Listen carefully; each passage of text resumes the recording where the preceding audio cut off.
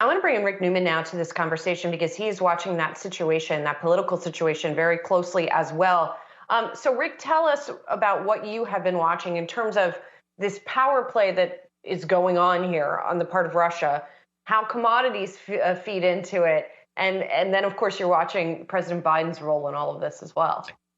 Yeah, just a quick follow-up, Julie, on the discussion about oil prices. So they have not really moved on what we've been seeing so far with this standoff and the potential invasion of Ukraine. But Moody's Analytics just a little while ago put out a note saying oil prices could easily jump over $100 per barrel if this conflict would lead to Russia halting exports of oil. So that would go a pretty long way. I don't think the baseline assumption is that Russia would automatically stop exporting oil, or sanctions would force Russia to stop exporting oil if there was an invasion of Ukraine, because that would hurt everybody who buys oil, of course. And that's a lot of the European countries who rely upon Russia for oil and also for natural gas. So even if there is some kind of shooting war on the Russia-Ukraine border, that does not mean there will be a halt of energy exports from Russia, but it means that will suddenly be something that is in play, and we probably would see that reflected in market prices, at least for a while.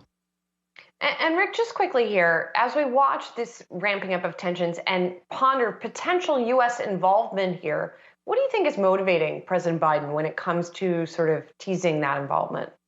Well, yesterday we got the news that the Pentagon has told about 8,500 troops to prepare for a possible deployment to Eastern Europe. This does not mean they would be going to Ukraine. I think that's an important distinction everybody needs to keep in mind. They would be going there to play some kind of support role, possibly also to help evacuate Americans from Ukraine if that becomes necessary.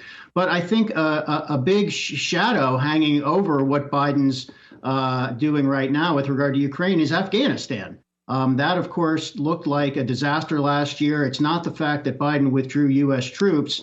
It's that he withdrew U.S. troops, and contrary to what Biden himself had predicted, Afghanistan rapidly fell to the Taliban. And of course, we had that horrifying terrorist attack that killed 13 U.S. service members last August. So that looked like a fail for the Biden administration. And Biden does not like getting involved in foreign entanglements. I think he would be very careful if he did put U.S. troops into Eastern Europe. There probably would be a limited deployment with a deadline, for example. But I think the Biden administration, for sure, also realized that they looked very weak coming out of Afghanistan, and they don't want a repeat of that with regard to whatever happens between Russia and Ukraine.